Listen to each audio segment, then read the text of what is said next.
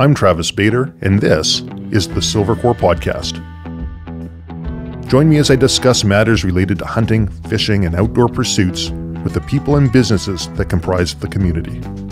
If you're new to Silvercore, be sure to check out our website, www.silvercore.ca, where you can learn more about courses, services, and products that we offer, as well as how you can join the Silvercore Club, which includes $10 million in North America-wide liability insurance to ensure you are properly covered during your outdoor adventures.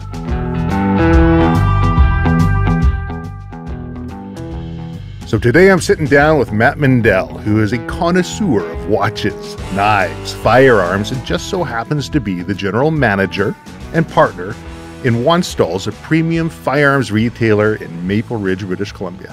Matt, welcome to the Silvercore Podcast. Thank you for having me. What an intro. Hey, I worked on that a little bit. There you go. So, Wanstalls, you know, I've been watching what you guys have been doing for a long time. You guys are involved everywhere. I see you involved with shooting matches. In fact, there was one just this last weekend. I think it was a precision rimfire match out in Merritt. You're getting rave reviews all over the internet for customer service and for you carry products that other people aren't carrying. How did this come to be? Because I haven't always had Wanstalls on my radar, but for the last number of years now, you guys just seem to be pushing further and further into the top of the end of what people are talking about in firearms retailers. Oh, well, thank you for the very nice compliment there. Yeah, no, the Wanstalls has been around in one form or another in Maple Ridge here since 1973. It's been a gun store, outdoor store, and the original owner, Tony Wanstalls, and his brother ran it. In 2000, and he's going to get mad at me, but in 2006, I believe, my partner, Craig Jones, left his job and actually purchased Wanstalls.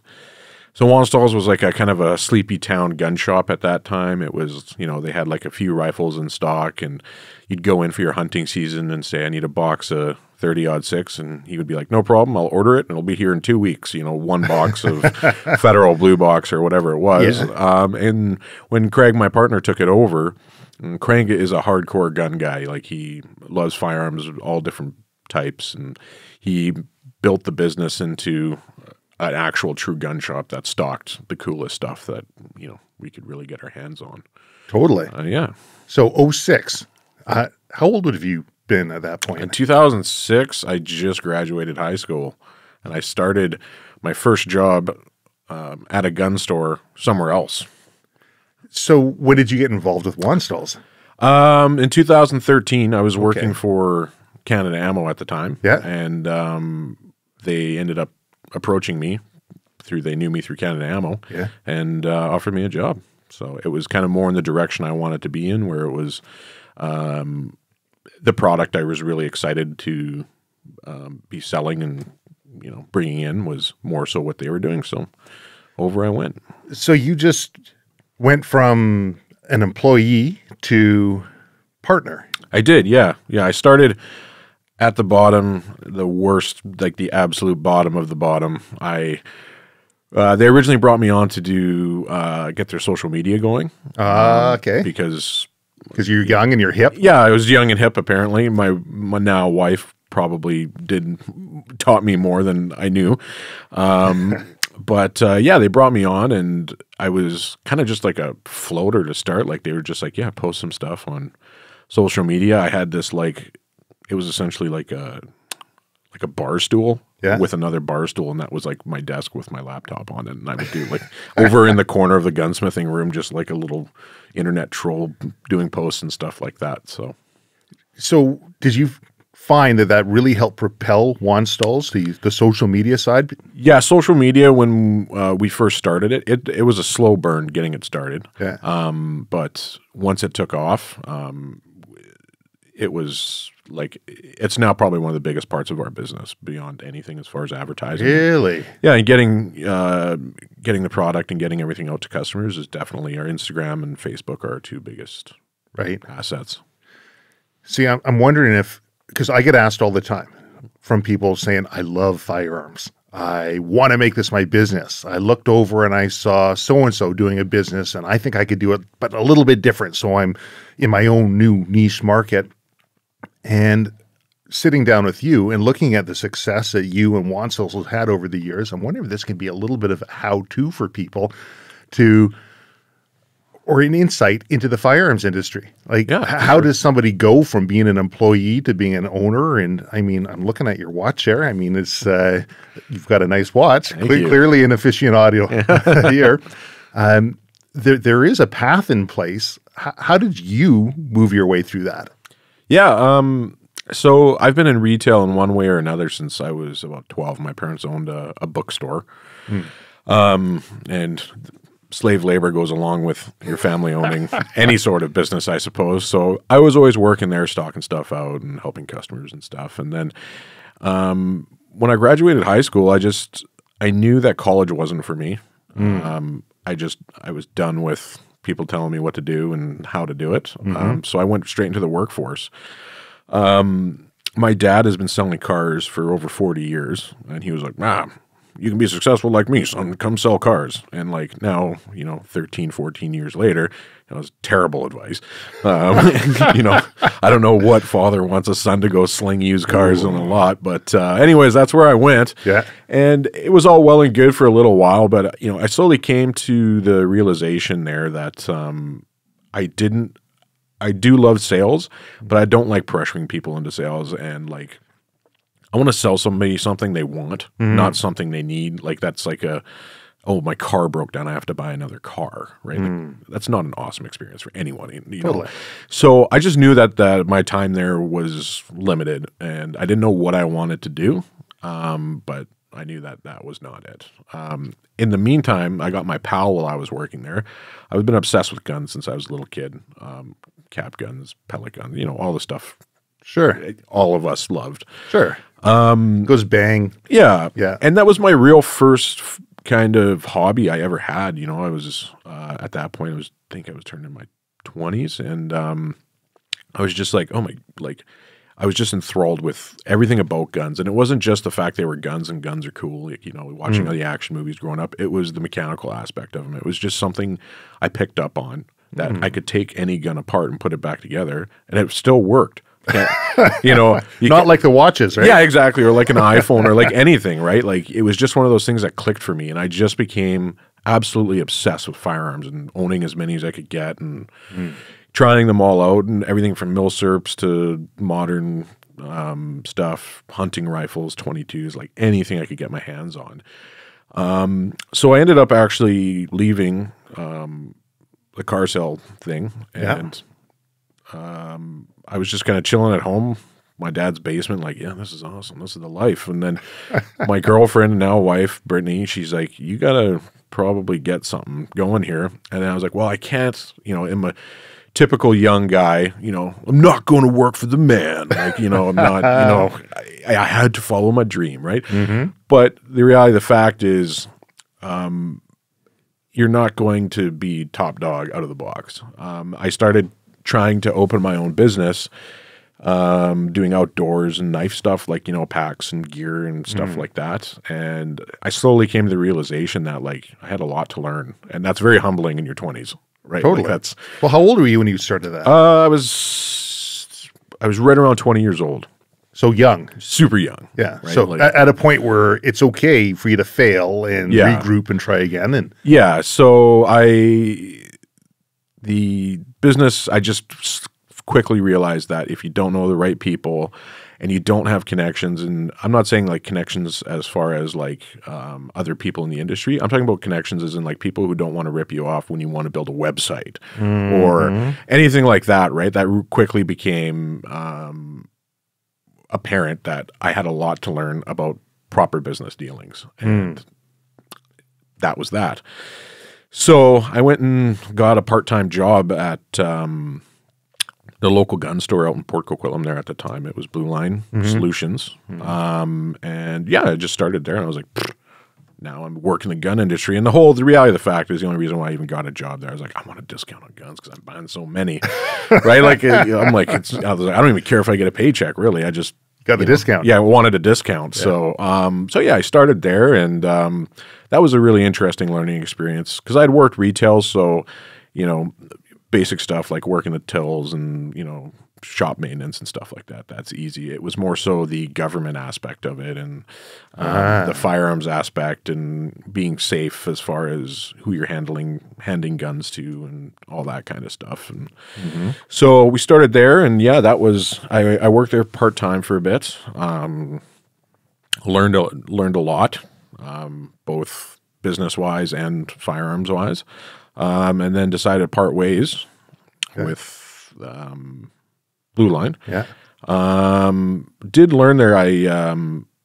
There was two kind of partners in that business. One was Joe Delask. Right. I specifically remember I was working with Joe one day, and I always pick up on things with people that I like. I always remember like very key moments with people who make a difference. And I remember the one thing I really picked up and took away from Blue Line. I was working with Joe one day, and he was just working like a madman to get product out from a distributor. And he's like, and his whole reasoning was, it's about getting the product out to the customer, like, because it's cool. And people have been waiting for this stuff. And that really struck me as like, customer is number one. We're all in this because we love firearms. So it's always, you always have to keep in mind that, yes, it is a business, but at the end of the day, you're doing this because you love it.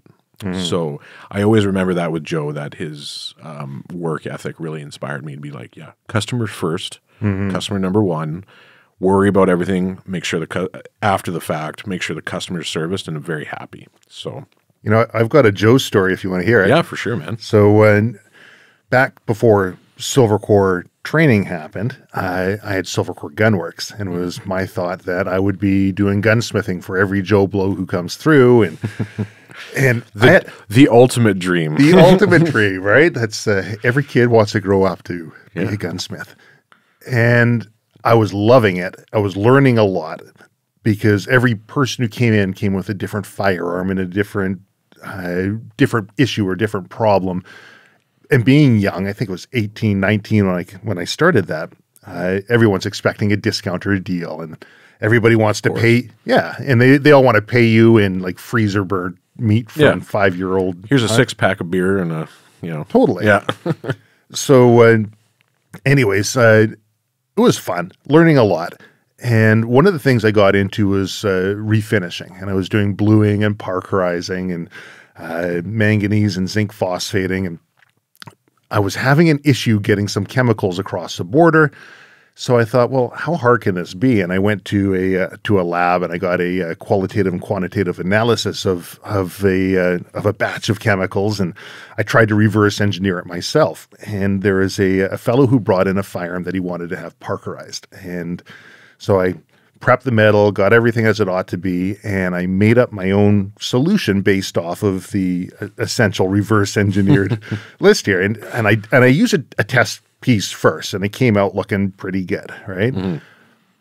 And in this solution, a little bit of nickel helped the adhesion of the manganese to the metal, and there is I think it was fluoric acid that was also in here as well. Anyways, on the carbon content on the test piece, it came out looking pretty good. On the firearm I put in, the customer's firearm, it was just the barrel that he wanted done. So I put the barrel in, it comes out, and I'm looking at it, I'm like, I'm not happy with how this looks, right? And so I dip it in a little bit longer than I normally would, and I take it out, and it's like, it's not the right color. It's not what the guy will want. And I try it a little bit longer, and I take it out and say, well, you know what? I'm going to regroup. I'm going to have to tell the client here that we're going to have to wait for this chemicals to come in.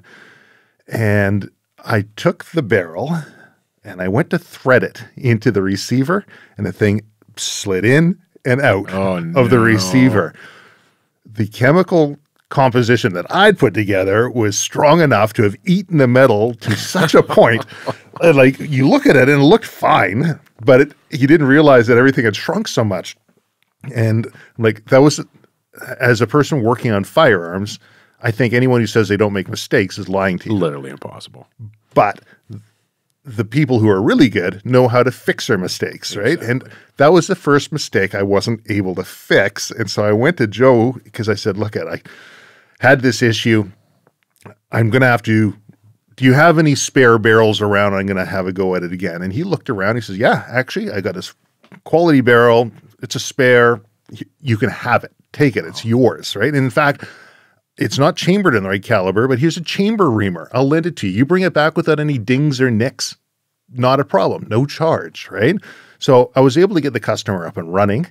If I don't know if he even listens to this podcast, but I think his son might, because his son actually does work with us. But that would be that'd be Randy Box Firearm there. Sorry about that, Randy, but we got you going in the end. Got a new barrel out of the deal, man. And he got a new barrel out of it, nice quality barrel out of it, chambered, tight, beautiful, right? But that always stuck with me because Joe, at that time, I was doing more and more work, and he was still in the business of doing work for the general public, albeit also manufacturing.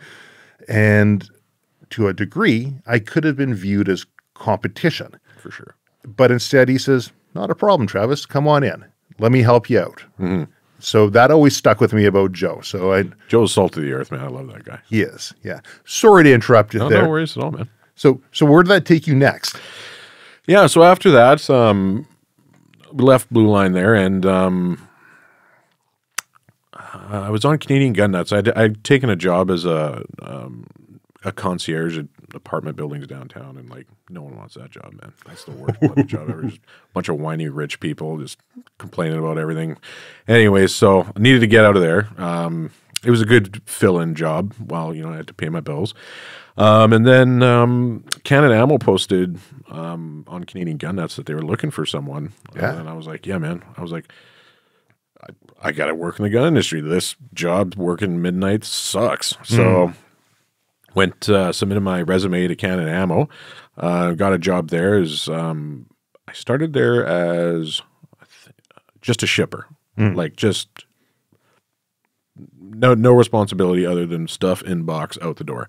Sure. And it was a pretty intense out of the box because Canada Ammo at the time and still to this day they're very SKU heavy on stuff. So you have a guy who's ordering 10 different types of NC Star stuff and they're all in tiny boxes and it looks like the Matrix scene where their walls are flying down, right? So yeah, that was awesome. And then what was really cool about Can-Am was obviously like at the time they were bringing in a lot of Norinco product. Right. So you walk into the back and there'd be a 2-story thing tall of M305s or 7.62 by 39 and yeah. So yeah, that was I would call that my real first gun business job where I was like, okay, I'm amongst true gun people.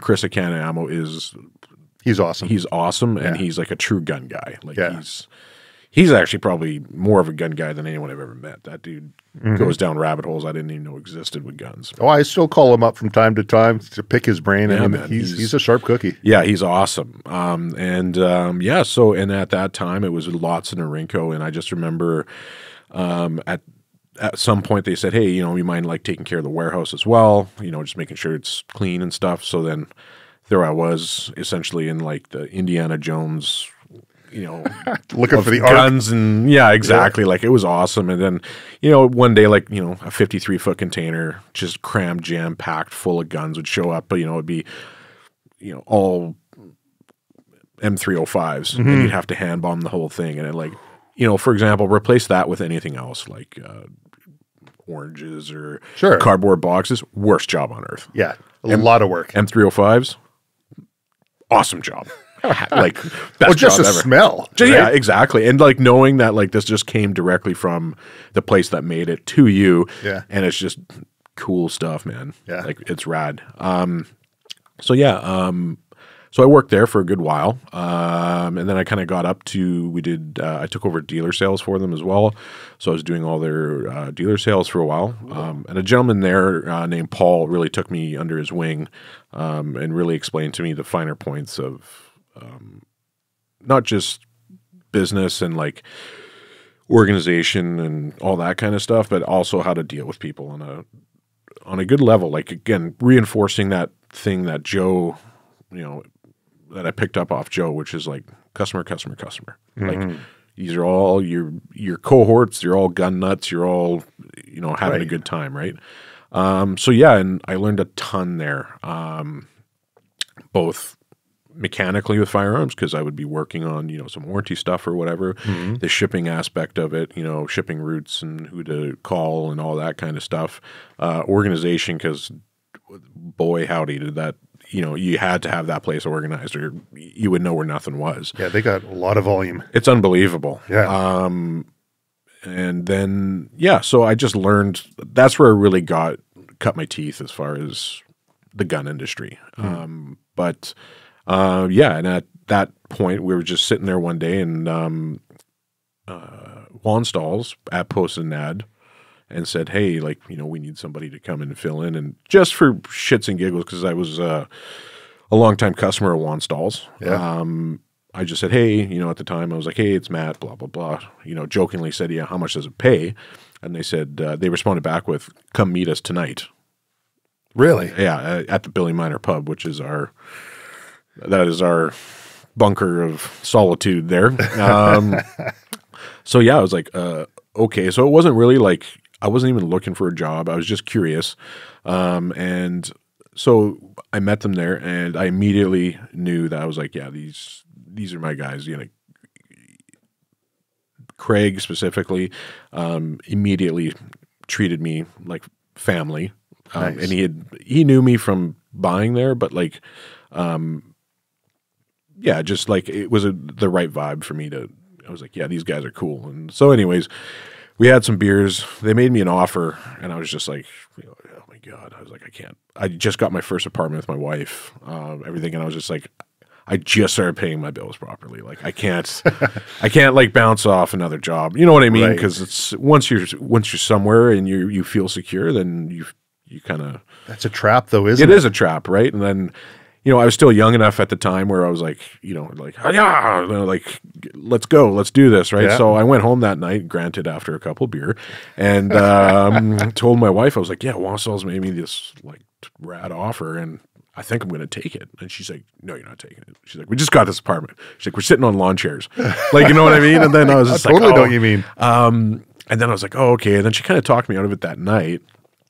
And then on the drive to work the next day, I was just like, man, it wasn't just the offer. It was the people there, the vibe I got off of everyone I was talking to, and honestly, the products that Wanstalls was selling at the time lined up with more of my interests. You know, to be 100% honest about it. Right.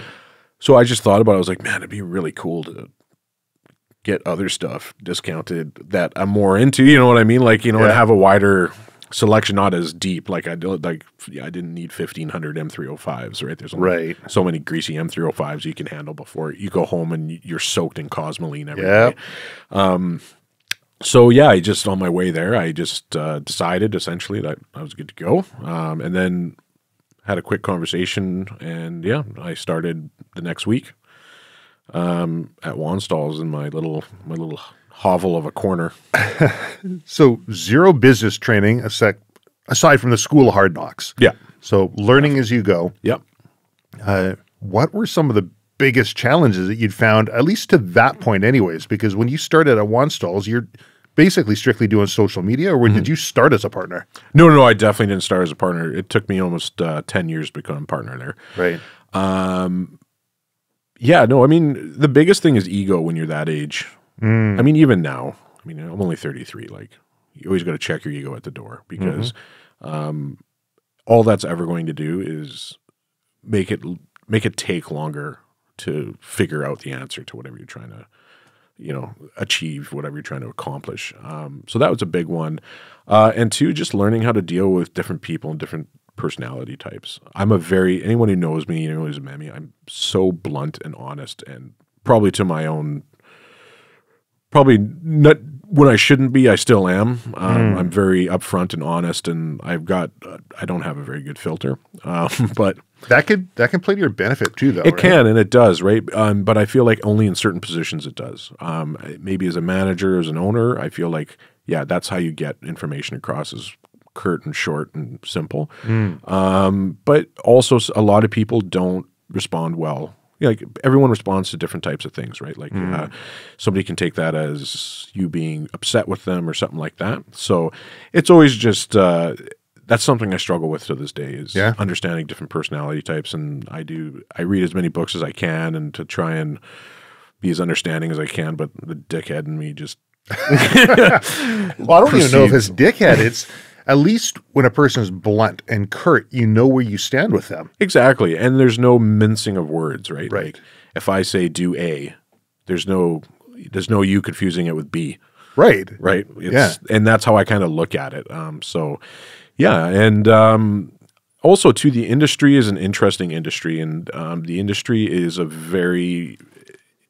when I started in the industry, it was just going away from like ma and pa shops, and it was becoming like lots of social media, lots of websites. I mean, I don't know if you remember for online ordering back in the day, you could just get it from SR, right? You know, the old wholesale sports guys in Alberta. That was your only way you could really online order anything, right? Well, nobody was online ordering. Everyone was very reluctant to take that next step. Yeah, and there was a lot of unanswered questions about it, like how to ship product legally, all that kind of stuff, right? And, you know, for a mom and pop shop, which was essentially everyone at the time, you don't want to take on that responsibility, right? And, you know, everyone just did their niche thing and you made their living, retired somewhere in the middle of nowhere, and that was it. Right. So essentially the introduction of online, like that was a huge learning curve because now you've got all these shops and a lot of young people and different ideas all coming together. Right. And it was like a whole new world, right? Essentially, like you've got kind of the new way of doing business. So like people who would, you know, historically have different types of businesses are now running gun shops and bringing that, you know, the internet. I know this sounds ridiculous. The internet with them and Facebook and all that kind of stuff. And, you know, at that time, it was like a interesting new world of how to deal with stuff. So it was. Well, you guys really pushed the envelope. I think you guys are, if not the leader, one of the leaders for sure in moving things into the 21st century. Well, yeah. I mean, the biggest thing, every single one of our followers on all of our social media platforms is 100% like those people clicked on our page. We didn't pay a lot of companies, both in the industry and in general, you just buy followers, right? And then you log on. It's never made sense to me. It hasn't, because you look on, it's like, oh, wow, this page has got like 20,000 followers, and you click, you know, one of their posts, and it's got zero. It's got 2 likes, right, and you know, like a poop emoji under it or something, right? Like it's, and you're like, what? I don't get it, right? But then you realize, oh, they actually have like 150 followers, and right, you know, they purchased it. And the problem, and this is something I learned from Paul. The problem when you do that is it's hard to crawl back from it. Like once you realize it's a mistake, it's really hard to undo that mistake. So yeah, we have just shy of 10,000 legitimate followers on Facebook. Instagram is an interesting one. I think we're around 3,000 on there. Instagram's algorithms for gun owners isn't. It's the wrong platform for sure. Yeah, it can be tough from time to time, but we get a lot of.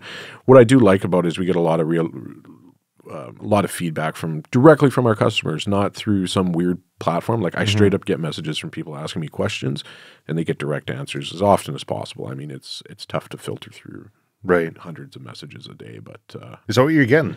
Yeah, like, you know, we get quite a few, like enough to where my wife answers a lot of stuff. You know, she wants to get paid, but she's never getting paid. So is that your wife in the commercials? Yeah, that's my wife, and she, God bless her, she comes out and yeah, I don't know how she puts up with me, but yeah, that's her in the commercials and like that gift card one we did and stuff. Yeah, that's her doing it. Those commercials are awesome. Thanks, man. Yeah, those are lots of fun, and like that's a prime example. Is, you know, when we went into the TV aspect of things, I was like, I can't stand like the typical gun owner commercial or gun shop commercial where it's like a dude standing behind his counter and it's like, you know, ratata, I'm, you know, and then like it blasts Calgary, Alberta, or whatever part of the world he lives in across the street. It's like, there's only so much of that you can, you know, we all have guns in our store, right? Like we all go to the same distributors for everything. So like, what's the point of telling people you sell, guns, right? And why don't you have some fun with it and make people realize that like, yeah, it is fun. Are you scripting those yourself? Yeah, I do. I do a lot of the creative, and then my friend Brent Nelson at Soapbox Studios helps me out with the filming. Yeah. And he's awesome because like I have a hard time when it comes to like the image. I know what the image in my head of what I want something to look like, but I can't for the life of me explain it. And he just gets me. He like instantly knows what I'm trying to explain. And I've tried to do it with other people and it just doesn't work. It's just, it's cool. So if people want to see them, I saw those commercials on Facebook, I think it was. Do you have them compiled somewhere if you want to go through them?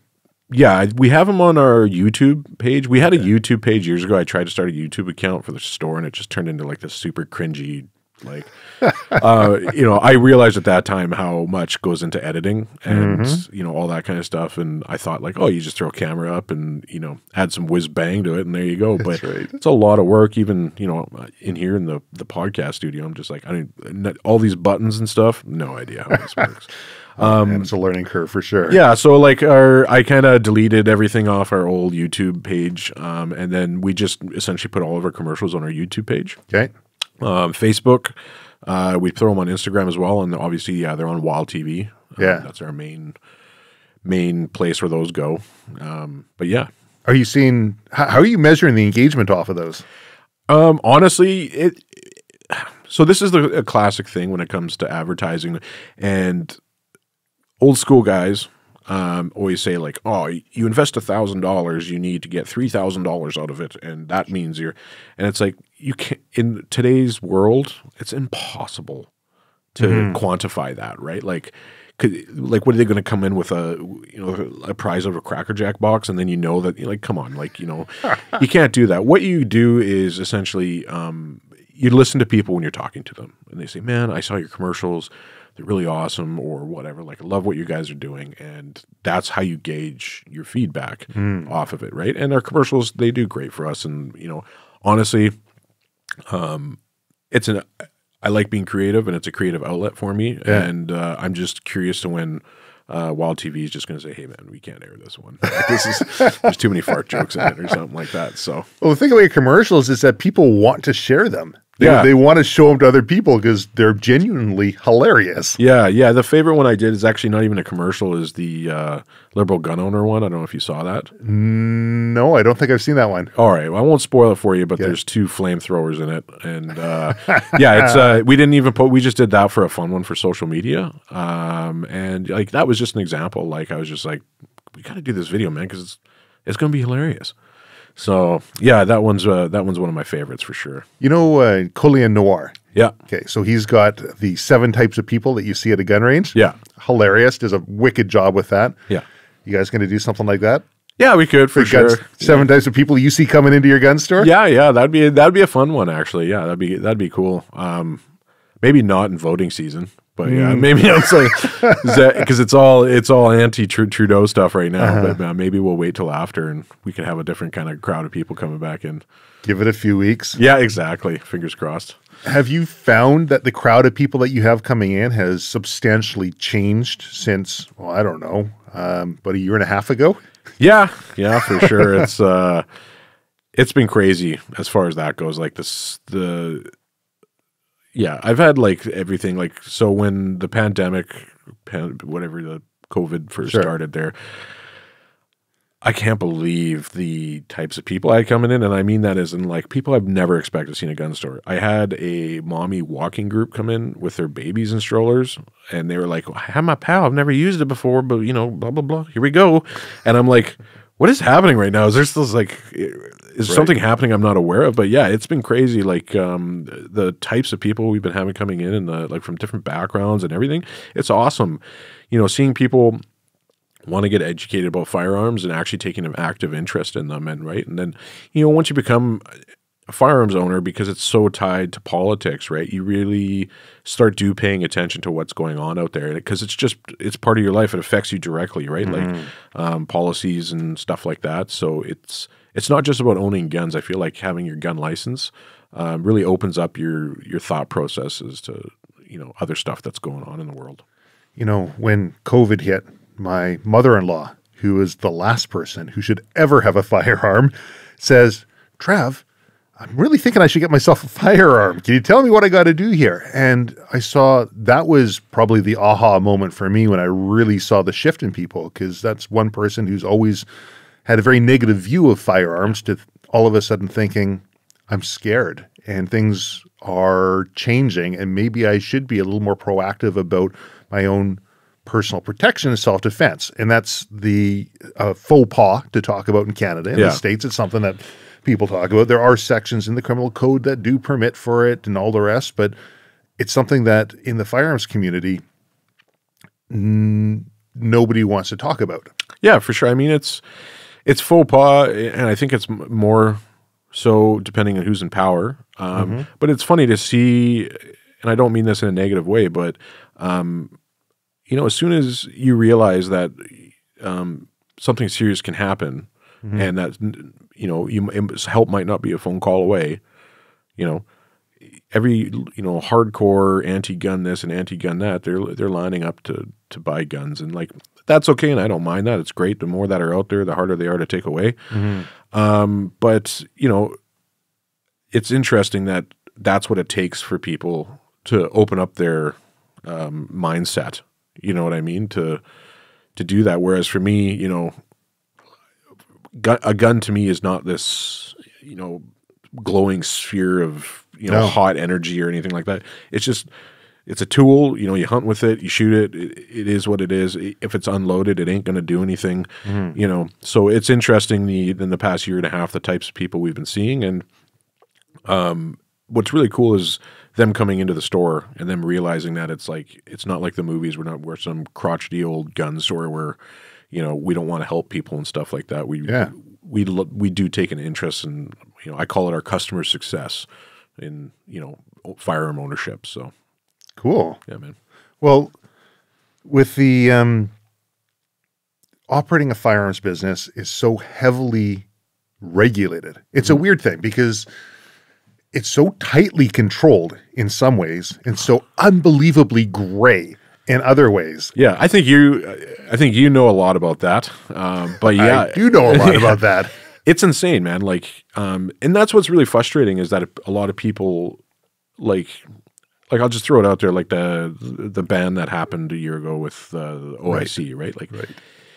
Everyone thought like, oh my God, like, yay, rah, rah, rah, that was on the anti-gun side. And then you just pick the top scab off that, right? And it's just utter, and I'm sorry for my French, dog shit. You can tell that no thought or effort went into it. And it's the same thing, it is a tightly controlled industry, but there's not a lot of guidance from anyone as to, there's no 1, 2, 3, 4, 5 step as to, what kind of security you need, what kind of, what kind of records you need to keep and all this kind of stuff. It's here's the goal, figure out how to get there.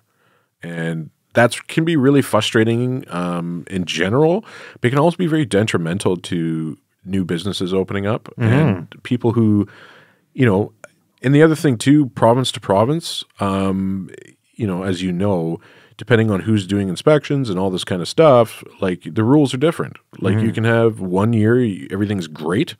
The next year, you're the worst gun store ever and you need to, completely tear everything apart and rebuild, whatever aspect they're not happy with. So it can be really discouraging and it really can ruin, to put it on the far end, I think it can ruin a lot of people's lives.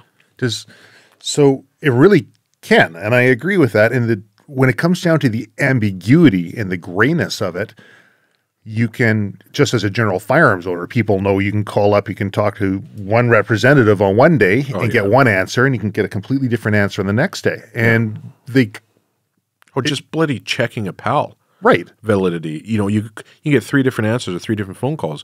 Do I need their phone number? Do I need their address? Do I need their blood type? Do I need this? Do I need the last 5 digits after the decibel? All this kind of stuff. And, you can call one person with just a name and date of birth and a PAL, and they'll say yes or no. Then the other person will say, no, you need this set of rules, and then no, you need, going down the line, and it's crazy. So from an individual owner standpoint, that's frustrating. Oh, yeah. From a firearms business owner standpoint, this is your livelihood. Yeah, and for and sure. one person's opinion on policy, not necessarily legislation or regulation, one person's opinion can make or break what you're doing until you find another opinion that's contrary or that Yeah, my mortgage doesn't get paid. You know what I mean? It's not, for me, it's not like, oh, I don't get to go, shoot my 22 this weekend. For me, it puts food on my table. It's how I pay my mortgage. It's everything. Does that sit in the back of your head? Oh, constantly. How can it not, right? I mean, Totally. And especially when it comes to things like that should be so simple and cut and dry as firearm policy, that it's interpreted 20 different ways by 20 different people, and no one really knows the answer. It's like, as I just said that, it sounds insane, but if you're a Canadian gun owner, you know. Oh, it is insane. Yeah. And not only that, it can affect your livelihood. It can affect your personal freedom as well. For sure, 100%. There was the gentleman Sure Shot in Poco. I don't know if you remember that shop there. Yeah, actually, I've probably got a file here that he handed over to me because he's one of the nicest dudes. So nice. Yeah, he grew up. My wife grew up in the same complex as he was, and when he opened Sure Shot, that's what it was called, right? Sure Shot. Yeah. I remember like walking into that place. I was like, "This is the dopest gun store I've ever walked into." I was like, he had everything badass that every gun store should have had. He had bulk ammo. He had tons of handguns. It was so, and him and his wife were the nicest people, right? And his story is a prime example. It is so sad. Yeah, and it's ridiculous. And the worst part about it is he was a sacrificial lamb at a point where gangs and shootings were happening, and he was just. They needed somebody to, I don't know, like make a headline, and he never. It was just super sad, and he never did anything wrong, and that's an example of worst case scenario, obviously. Somewhere floating around in a secure filing cabinet, I was asked to opine on his case at one point. And so I got to look at the ins and outs of what happened to him and to his wife. And it was extremely troubling to look at the process that he was put through. Now, he was an immigrant, I believe. He had full Canadian citizenship? I don't know. I don't know the extent of that part. Right. So I'm looking through the video clips that were provided over of the takedown and the raid. Essentially, he was being accused of a whole bunch of things. Like a whole bunch of things, none of which had any value that I could see. Or like basis in reality. Or any basis in reality. Yeah. This was during a time when magazine importation was permitted, provided it was pinned and... yeah, and I don't know, you can correct me if I'm wrong. Wasn't that just like it was like a flip of the switch paperwork kind of thing that happened to him? Like it was... He had it as a condition on his business license that he's able to take these things in. And so what happened from my recollection here was that I think it was a relative of his had shipped some magazines up from the States up to like a UPS store or something like this to him. They were all properly pinned. They're all illegal, everything as it ought to be. There may have been something overlooked on the export side from U.S. I'm not sure. I don't know the U.S. laws in and out, but none of that was being alleged. All I recall is looking back on it saying, like, if they wanted to try and make something, maybe they could try and do something there. But it went to I think it was a UPS postal store or wherever it was. It came to the customs first. Customs looks at it. Please say, send it on through. Yeah. And we'll send one of our guys to act as a post office person. And so when he comes through, then we can verify and we can do a bit of a takedown. Anyways, they do that. They don't take him down at the store. They give him the stuff. He's got this package, which arguably he's got no idea what's in it. Maybe he does. Maybe he doesn't. I don't know.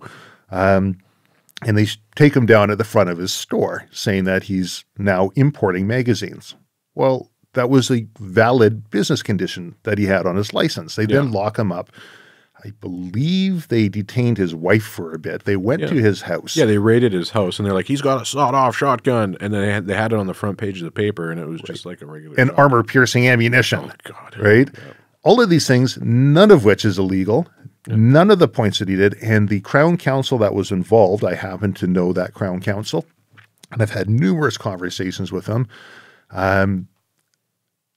offered him some deals and said, tell you what, we'll make it all go away. You just agree to this. We can make it all go away. You agree to that. We'll make it all go away. And the deals got diminishing more and more till finally they came out and they said, they essentially held his wife hostage, his wife who's having medical problems, and like they ruined him. They ruined this one firearms business owner due to his lack of understanding of the Canadian legal process and bully tactics. Guilty through due process. Right. Is something that floats around in our industry quite a bit. Right. You're not guilty of anything. You're guilty through the process is what makes you guilty. It makes you broke, makes you unable to do anything else. Right. So yeah, it's an unfortunate part of what we do. You know. So what do you do to protect yourself from that? Oh man. I mean, you always got to stay on top of, you know, any changes in legislature. And I've always had a thing like always go above and beyond. If if the goalpost is 100 yards, go 300 yards. Like, you know what I mean? Like always go above and beyond. That way there's no question like that. It's all about intent, right? Like that's what everything boils down to in the legal world. And if you show intent that you were doing the right thing and you wanted to do the right thing, it covers you to an extent. I mean, at the end of the day, it's ultimately up to Crown and whoever else to do what they want to do.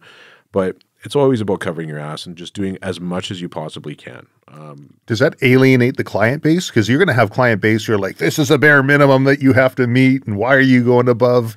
Yeah, I mean, we have certain things we will abide by and like, or not abide by, but like certain measures we do take as a business that's not forced upon us. But there's certain things we just like that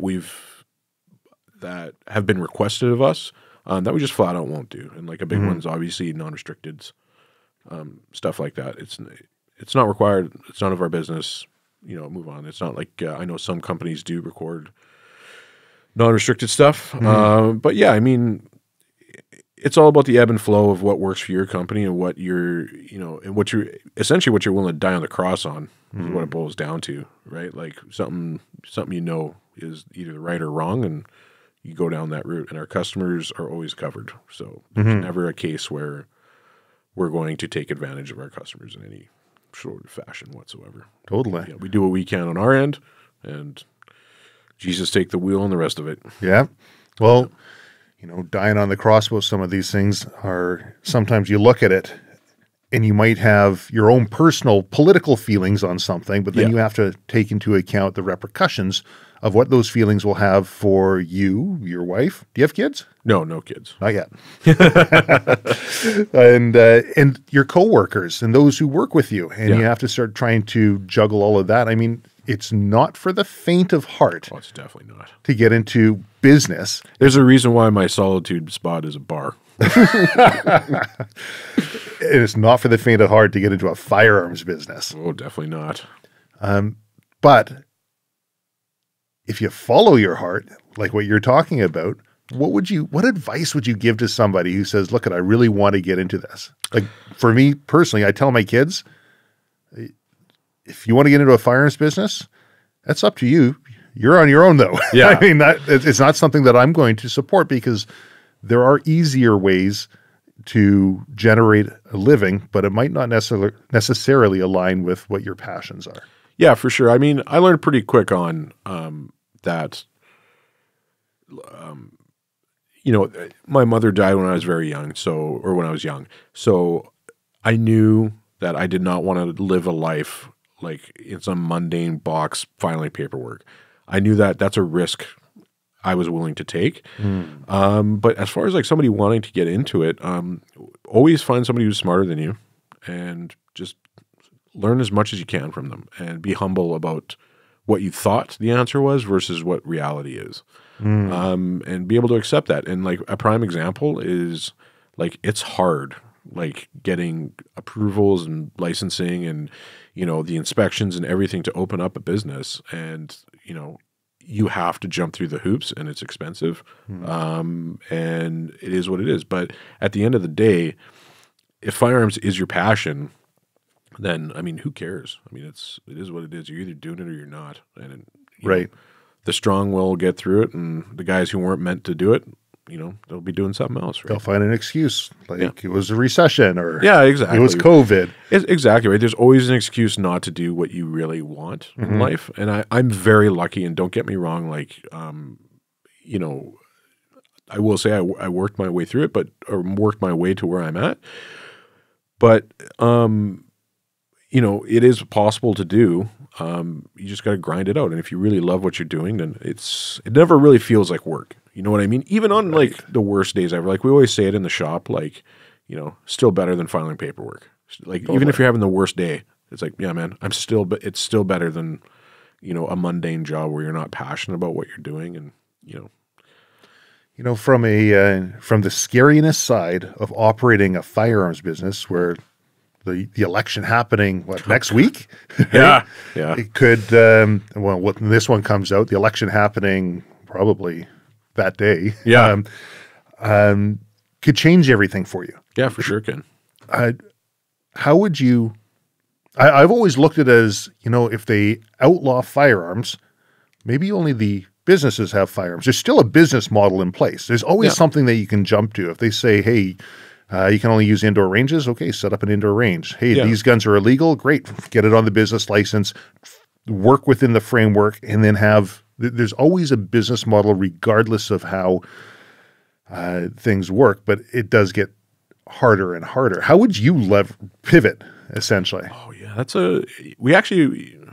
Because I know you've thought about this. Oh, yeah. I mean, you have to, right? I mean, it is what it is. Like, honestly, like one day someone could just flip a switch, and it's not just like, oh, you can't even pivot. You're toast.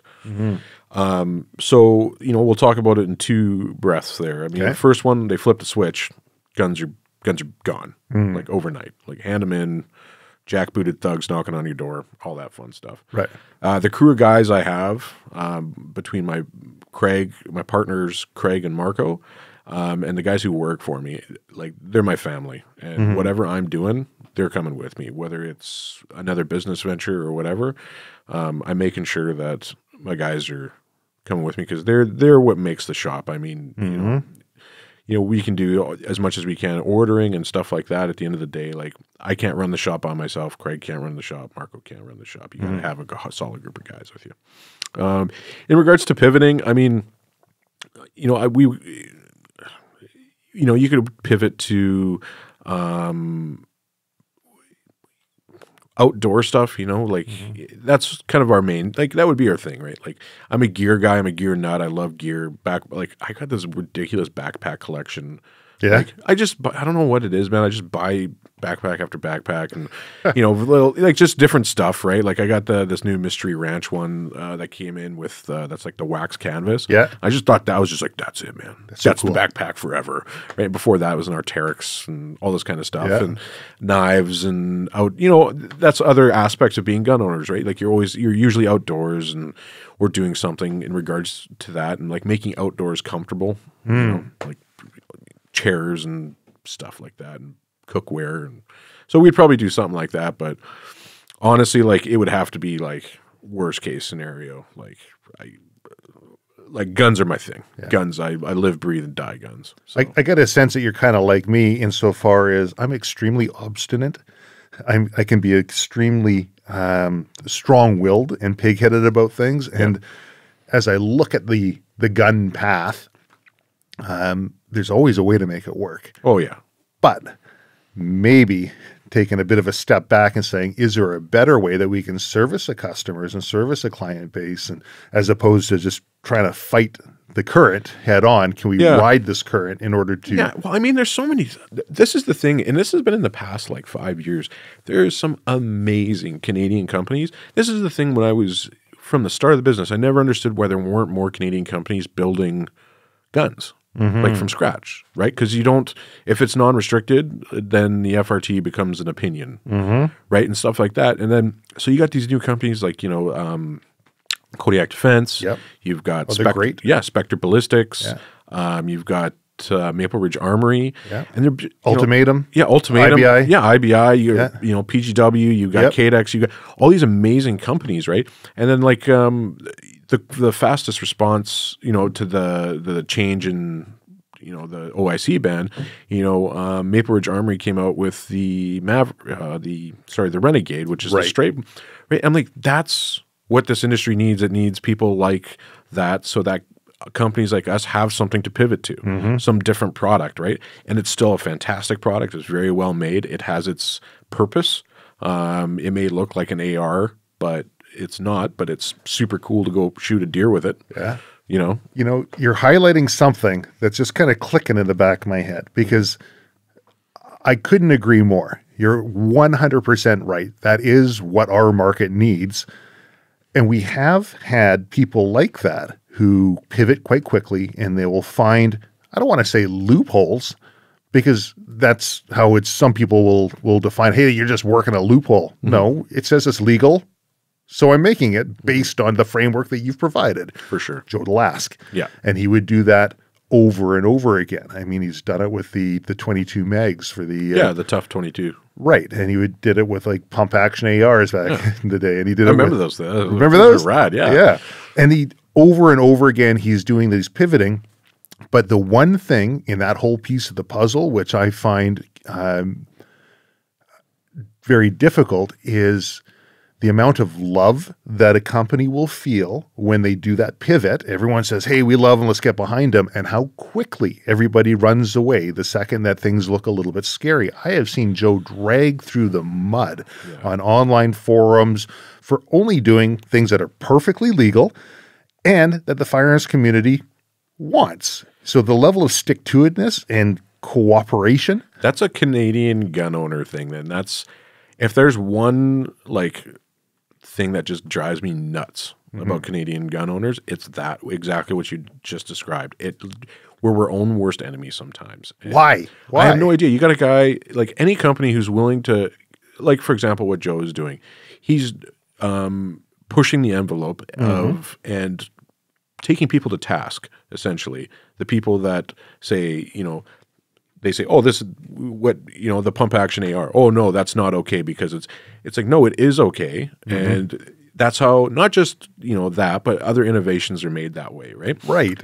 But yeah, I mean, gun owners, holy moly, man, they Kodiak. will turn, it's unbelievable, how vicious we can be to each other. And it's like a company like, example, like the Kodiak WK fiasco or whatever happened there, right? Like, are you guys kidding me? Like, they brought to market a Canadian, 100% Canadian-made semi-auto, non-restricted firearm during one of the worst firearms bans since the assault ban in 72 or whatever, 70, whatever it was. And it's like, what is wrong with you people? The company,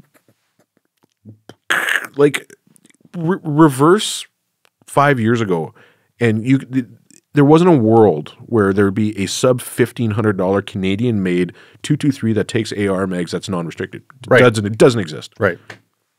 But there it is during one of the worst times, and people chose their sides of who they thought was right and wrong, and Right. That's so we sell Kodiak, by the way. And I love Kodiak. Yeah, great guys, awesome guys. Yeah, they were one of the first people I met in the industry that I dealt with. Yeah, way back, the two brothers, and just the nicest guys on earth.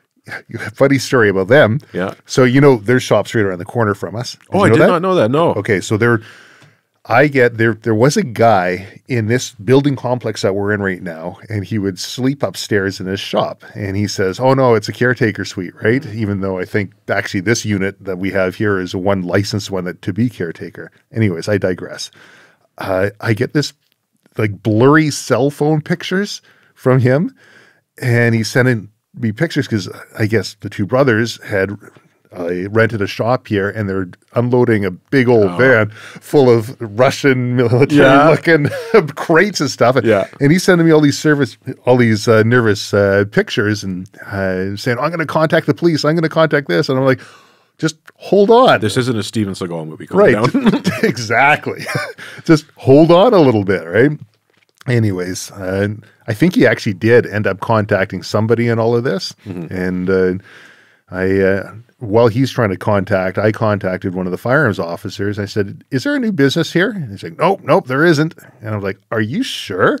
And he comes back a little bit later. He's like, "Okay, hold on. I just double checked. Yes, new business in there." Anyway, so it didn't help these two brothers that they're taller than me. Yeah. I'm 6'6". Yeah. And these two guys, monsters, probably in trench coats. yeah, they were. Yeah, They were, leather I'm sure- jackets. Yeah. Yeah. They look like just Russian mafia, Yeah. but they are just the salt of the earth. Oh, God. Yeah.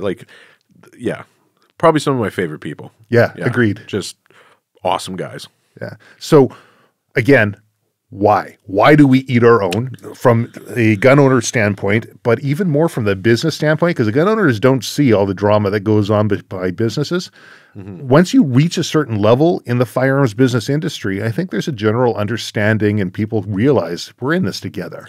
Yeah, for sure. I think that it's a lot of like my nut. Like this is my thing, and a lot of people in the industry, I guess, this is just my take on it, but like feel owed, like to some extent or another in a business transaction or, however it goes. And yeah, I just think that you get stuck in that rut, right? Like you just see the carrot in front of the nose and you just kind of keep going after it when there's a much wider picture to be taken from it. I've always I've looked at it and I've got a couple different theories on it. One, from the business standpoint, there is a very low barrier of entry to start a firearms business if you've got the cojones to do it. Yeah, exactly. Yeah. Once you get the checks and check marks on from the firearms program, and so consequently, that will bring in people who might not have as much business acumen as someone who gets into a higher barrier of entry position. Like if you're a lawyer, I'm sure everyone's going to have drama. They're all going to have their things, but law firms, different practices, by the time they're operating, they probably have a general understanding of how everyone works together. That low barrier of entry and lack of sort of business acumen can create this is my nut, this is my thing, and nobody else could have it. I can see that. Yeah. And then the other one that I see pretty big is with all the rules that are put on to firearms owners.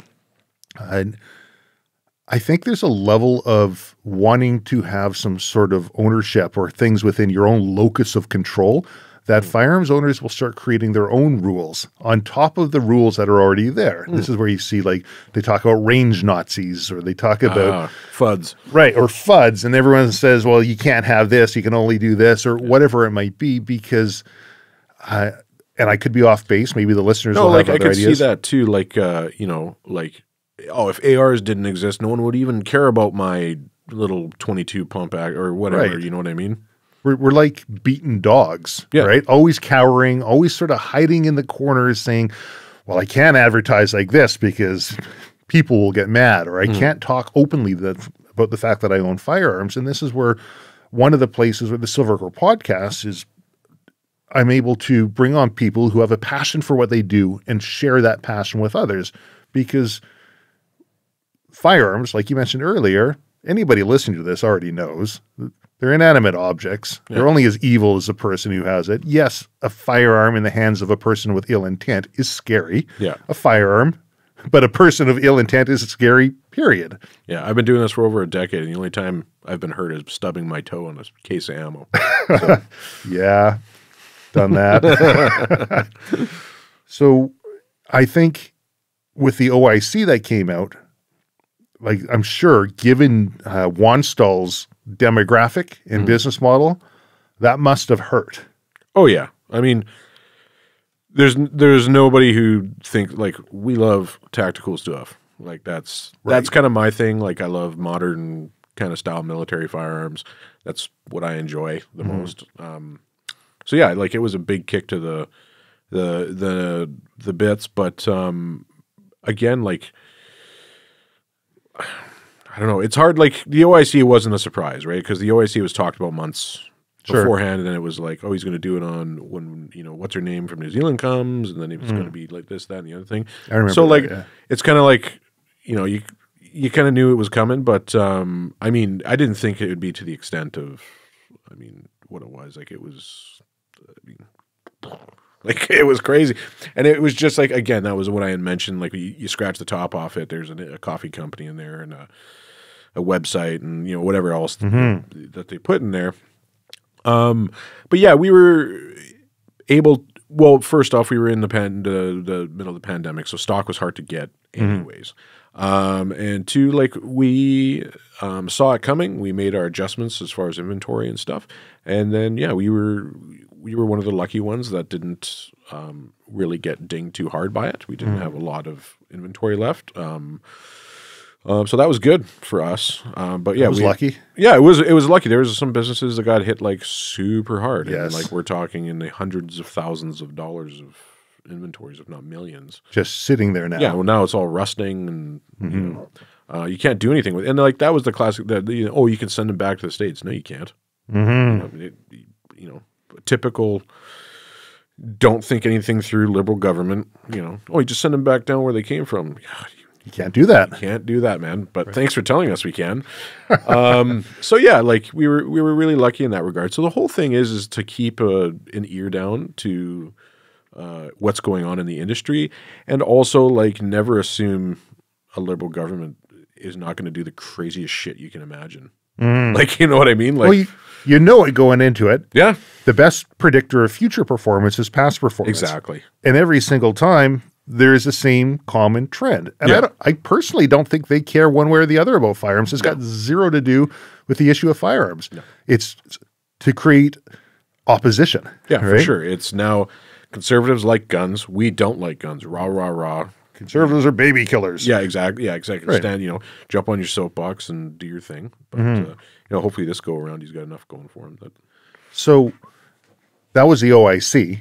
yeah. But then COVID hit, and I seen a quote in the paper. I think 200% was the thing that sticks out in that quote. yeah, yeah. Holy crow. Yeah, the COVID hit for the COVID for us was the COVID. I sound whatever. Yeah, it was insane for us. Like it was bananas. So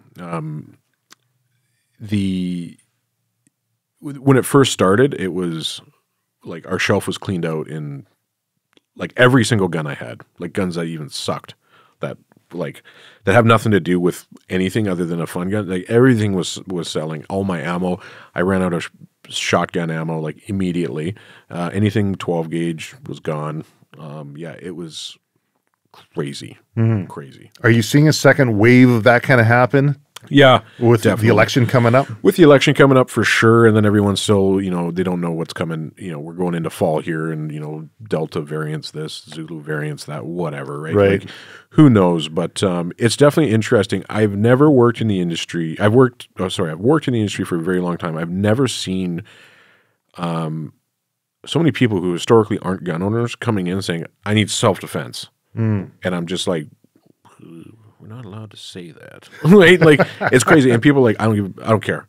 Like that's why I'm buying it. And I went and got my gun license and I don't care. I just want a shotgun. And I'm like, well, okay, well, here you go. Like, just, Right. Yep. Like, cool. I'm down with that. Like it's a reality of the fact. It's a reality of life. Like it is what it is. People have to be able to defend themselves. Yeah, There is a legal framework in place that allows when for it. COVID kicked off there and everything was selling out everywhere, and like you didn't know how crazy people were going to get, right? I mean, luckily, everyone kept calm, cool, and collective. But yeah, like that's the first time ever I've seen that like influx, and the influx of like people who historically have no interest in firearms just buying whatever went bang, which I'm okay with. Yeah, exactly. Just introduce a brand new group of people. And a lot of them, it's interesting. A lot of them have come back and it's become a part of their life. It's actually a hobby. Like what it was originally just a worry purchase. And a lot of people are like, oh, it's, it's not that bad. And, it's kind of cool. Yeah. Yeah. And Which now is- they've got a garden and a bunch of toilet paper. Yeah, exactly. Yeah, no doubt. One of those little, war gardens there where you get the little. And they know how to make bread. Yeah, exactly. Yeah, yeah. So tell me about the social media side. Oh, You yeah. took that social media from nothing, Yeah. grown it into something pretty spectacular. And I think, because as you mentioned earlier, you said, follow your dream, and the social media part is a very big part of what we do. Yeah. What What have you learned on that? And would you have any advice to anybody else who wants to kind of grow that their social media? Yeah, for sure. I mean, Wanstalls social media is my baby, 100%. Like that, I started it from nothing. I had a very clear plan of where I wanted it to go, and I feel like it's pretty. I like where it's at now. The biggest advice I would give people, and it's probably not popular advice, would be if you get a bad review online, or if someone has something negative to say about your company, one, do the research as to what happened with the transaction, where the breakdown with the customer was. Because there's always two sides to every story, right? And like it's retail and it's people's money and they get really hot-headed and all that kind of stuff. But if you were in fact in the right, you go on to the bad Google review, you go on the bad Facebook review and be like, hey man, you're being unreasonable and this is how it went down. And you just lay it down there. I've seen those on your... Yeah, man. And, when we first started that, it wasn't popular with the ownership at the time of Wanstalls, but I said, hey man, like we didn't do anything wrong here. And it's important people know that. And if you just put the information out there, people will take what they will from it. But at least now they have two sides of the story. And the other big part of that too, where it's easy to, sling mud back. If you did screw up, own it and just say, hey man, 1,000%. Yeah, man. You just say, listen, I'm sorry that this is how this transaction went down. I apologize. I've talked to the staff, make sure it doesn't happen again. Because there comes to a point in a conversation, like when there's a whole conversation that happens before a bad review or anything like that. Right? And I understand it as a customer, as a consumer product. You just the answer is, piss off. I don't want to deal with you guys anymore. Here's your bad review, and you move on, right? Whether you're right or you're wrong, I understand that point where you just stop communicating with the shop. But it's important that the business and whoever's, in whatever business you're doing, if you do screw up, own it, learn from it, and make sure the public knows that you did screw up, right? So it's not just a bunch of reviews throwing back and saying, hey, this is what actually happened and blah, blah, blah. It does happen from time to time, and we are human. That's the other thing people need to understand is we are human. We're not robots. We're not mad, and we're not Walmart or Costco. We don't have a 365-day return policy and you can bring it in covered in mud and blah, blah, blah. Right. We're a privately owned business, and, everyone has to be reasonable in the transaction. Yeah, that's one of the things that I see some businesses trying to do is they compete on price alone because they've got the Walmarts out there and they've got the Costcos, and I see that if that's your main motivating factor, of course there's going to be people who are always price shopping. Yeah. But especially in the world where you're trying to set up a relationship, because if you purchase a firearm, there's going to be ancillary purchases. There might be holsters, there might be ammunition, there might be extra magazines. There's all these other things. And then it might break and you might need – so exactly. What you're in the business of is setting up relationships. That's what we look for, yeah. Right. And those relationships are worth something, and customers shouldn't be looking at the bottom of the barrel because they know that relationship – is going to be worth what they paid for it. Yeah. I mean, that's an aspect a lot of people bring up with me, that we're not always the cheapest. Sure. And I just tell them I'm not looking to be the cheapest. Good for you. I don't want to be – I'm not one, the fact is I got to make a living. Right. That's just is what it is.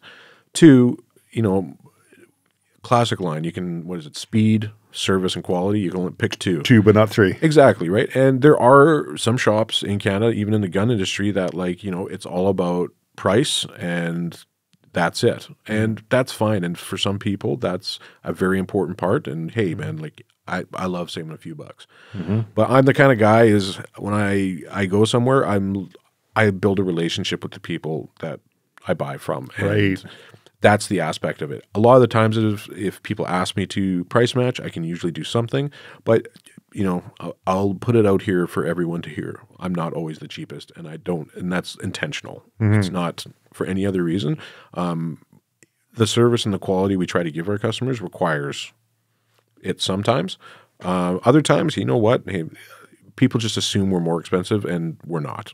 You know, sometimes we're a lot cheaper. Well, you got great prices on a lot of things. Yeah, but a lot, you know, that's the one thing I have heard is people say that, and you know, it is we're not looking to be a bargain bin shop. Bargain bin shops don't stick around.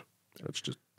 Well, you guys have been around for quite a long time, but you know, part of that process is you're training your clients, you're training your customers. You're telling them how you would like to be treated, and you're showing that through example of how you treat them. 100%. It's same in the reviews as well. I mean, you could try and placate all the people who are being wholly unreasonable, and all you're going to do is invite more people to be unreasonable and to copy that example. 100%. And it's like, you know, once you bend over once, right, and you know, do your, I don't want to say it like that, but like somebody who's just blatantly being unreasonable for the sake of being unreasonable, right? Like, we're not interested, or I'm not interested, but it's like, that's not a relationship that's going to last, right? Because it's just, you're just going to skip across and across and across until somebody, you know, bends over and says, okay, yeah, I'll do whatever you want. Please don't leave me a bad Google review. But the reality of the fact is those are few and far between. They really are. There are some places that inspire that kind of mentality, and that, you know, there are a few places on the internet that is somewhere that those gun people, nuts. I'll say it. Yeah, Canadian gun nuts. Damn. I think that's part of the business model from the fellow who runs it. Yeah, I mean, and that is a place. And like, you know, I was on Gun Nuts. I started on Gun Nuts in 2007. Back then, it was a real resource for the Canadian firearms community. And I don't know if maybe I'm jaded because now I'm in the industry, but it's you go to that dealer forum, man, there's some crazy shit people are posting on there, and it is like unbelievable. Like, people won't even call the store to try to remedy the problem. They'll just immediately dump on them. But if you pay X amount of money, you can have all of that stuff removed. Yeah. And the paranoid, the suspicious side of me has always leaned to, whenever I see these things happening, because I've dealt with them in the past, it seems like it's actually encouraged to crap on another business. Yeah. So that business will then, in turn, be encouraged to pay money to that media outlet to have that negative content removed. Yeah. Maybe I'm off base, but that's been my observation. Yeah, well, I mean, we've been on CGN since it started, and this year we decided to not renew on there for a multitude of reasons. One, the one we just talked about. Right. Two, I want to explore other advertising opportunities. Sure. I've got some pretty cool ideas I want to do, and that requires money, and that website ain't cheap to be on. No, not at all. It is pretty pricey. So, yeah, this will be the first year we won't renew on it. And you know what? I hope. I don't know. Whatever. If it helps, it doesn't help. I just hope other dealers on there realize that it's not the be-all, end-all center of the universe for firearms ownership. There's a lot of people who have no idea what it is. And two, like, you know, our customers know who we are, and you know, we've been on that site for a very long time, and it's just time to check other stuff out. You know, I don't begrudge anybody from wanting to make a living, regardless of the price they want to charge for it. On CGN, for example, it's really, really expensive. My concern about that platform was essentially how it was set up as a very negative environment, in my opinion, and particularly in a way that attacks businesses that are not sponsoring dealers. And, oh, yeah, I see what you're saying. And that feeds into an eat-your-own mentality when it's got enough traction. I mean, when that one started up, it was just a bulletin board system type thing back in the day, and they got booted off their other system, and the owner there, he says, well, I know, I got the domain, I'll start it up, and he kind of got the thing rolling. It's got traction. It's got a lot of people on there who are knowledgeable, but just like you are training your own customers, I believe they've been training their own user base in such a way that is rather toxic for the Canadian firearms culture. 100%. And then there's other stuff too, like there's been a shift on that site to some pretty weird shit being posted on there, in regards to like, conspiracy theory stuff and, Gets a little fringe lunatic. Yeah, yeah, and you know what I mean? And like, that's kind of where, that was more my portion of it, was like, I was seeing kind of what's getting posted in the forums, and I'm like, oh man, like doesn't speak to my values. It doesn't speak to my values. I don't like, it's just not what, I don't want to be associated with, with crazy conspiracy theories and, anti this, anti that. There's some stuff that gets posted on there, and it's just, it is what it is. It's a free internet form. It is. And my intention with a podcast is always to impart some positivity. And I'm not trying to impart negativity here on one particular. But it's a known thing though, right? Like, I didn't want to say it, you brought it up. Well, and the reason why I'd like to go further, why I've wanted to go further into this anyways, is because I figure they have enough people on there. Maybe if enough people start talking and noticing, they will make a shift, because there's a real valuable resource in every single forum to be able to 100%. really help businesses and help the industry, as opposed to continuing that eat your own. Yeah, exactly. And then like, like with that base that's on there, if they all got together, like, and the mentality changed from a bargain kind of who's selling what for the cheapest, and shitting on other businesses, and even businesses that are on there that paid money on there get crapped on all the time on there. Right. And then and it's up to the business to like monitor not just their forums, but the other forums, if people could be like, it's this whole thing. But anyways, it could be like one of the biggest resources to Canadian firearms owners, right? Like if the tone of it just changed and whatnot, it could be like a serious place for people to get together and make some change. But I mean, at its what it is currently, I mean, it is what it is. Maybe, I've seen others try to set up other forums, but no one's really kind of gotten the traction that has. Enoch, if you're listening to this, give us a call. We'd be happy to give you some ideas on ways that you can, or give me a call. I don't want to speak for you, Matt. No. Give you some ideas on ways that you can really positively impact the firearms community. Yeah. And they're not big changes. No. Like it wouldn't be like an overhaul or anything like that. Like it'd just be some small stuff, and it'd be back to being a epicenter of Canadian firearm ownership, because it used to be that, right? Back in 2004, it was gun guys just like posting reviews and look at this cool thing, look at that cool thing, and I just kind of feel like it's veered off to. I had actually in the process of selling it, but firearmscanada.com. So that's one that I've had for, I don't know, it's been around since 2001, and man, the amount of hate that I got on that one from Gun Nuts in particular, because it had a buy and sell, and then Gun Nuts is like, I'm going to set up a buy and sell. It was eye-opening, and where I've always taken the approach of, how can I help out another business? Yeah. How can I, because maybe it's just laziness, maybe it's just me being lazy. I don't want to do it all myself. Yeah. Right. I want to do it with other people who are like-minded and who are moving in the same direction. Yeah. Different ideas. Right. So anyways, so finding people to work at your establishment there, your fine establishment. Yeah. That's probably really, really easy, right? I don't care what anybody says. It is tough to find people these days, man. Holy crow. Yeah. And just, it was tough before the pandemic.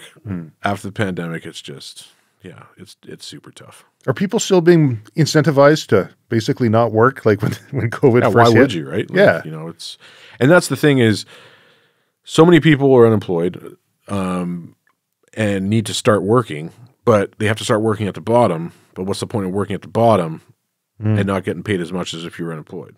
Right. You hear what I'm saying? Or even if it's just a couple $100 extra bucks, but now you're working 40 hours a week. Right. What's the point? Yeah. Right. So, it's always, it's always tough, because you get the point of entry of having a firearms license. Bang, there's your first one. So there goes, call it 50% of the workforce, or 60% of the workforce, whatever it is. Then you got to have somebody come in who realizes that, who treats it like, there's two things. There's the job description of, hey man, it's a part-time thing. You get the discount. I need you on Saturdays and whatever other days. Right. That's cool. That's easy. Finding those people is tough. Then you got to, if you want to find somebody who's going to last long and grow with your business, that's even harder because the mentality of starting at the bottom and working your way up, like to me, it's second nature. But I've slowly learned over the years that it is not normal. And No, a it lot isn't. of people aren't interested in it, right? Everyone wants to come in and be the boss. And even if, like, you know what I mean, if you went to college and all that kind of stuff, that doesn't help you in the firearms community. Well, they see the trappings of what success can bring, Yeah. but they don't see all the difficulties that you've had to go through and continue to go through on a routine basis in order to have those trappings. Yeah, exactly, right? So we've been really lucky recently. We got some really solid dudes. But yeah, it's tough. And like, you know, there's a few gun shops in the Lower Mainland here, and it's like we're all trying to pull the same people essentially, right? You know, so yeah, it can be tough. But yeah, I mean, you know, if you want to work in the firearms community, I will tell you right now that just go get the job and start at the bottom, work your way up, and you'll be there forever. So Yeah. it's super simple, man. Like gun shops, every gun shop I've worked at, you know, the guys who stick out, like you become essential to the business. Totally. We need you, and you become part of the family. And that's the thing with gun shops. I don't know about I know the places I've worked. I consider every one of my employees, like we're like a big family. Like we hang out, we all go shooting together, we all, you know, go to the pub together, we all hang out, right? So that's what it ends up being, right? So it can be super cool. It can be just as fun as you think it's going to be. It just requires a little bit of work. That's all it is. There's a lot to learn. You guys are hiring right now, aren't you? No, we just filled a spot, but we might need somebody coming up here. But yeah, Well, if you have an interest to work in, we're the always firearms looking for industry, resumes, people. Yeah, send them on in. Yeah, for sure. Check the website for details. Yeah, no doubt. Eh? Oh man. Yeah. Anything that we haven't covered that we should? I don't know, man. I feel like we had a pretty rad chat. So. I do too. Yeah, man. Really It was enjoyed a lot it. of fun. Thank you very much for having me. Thank you for being on the Silvercore podcast.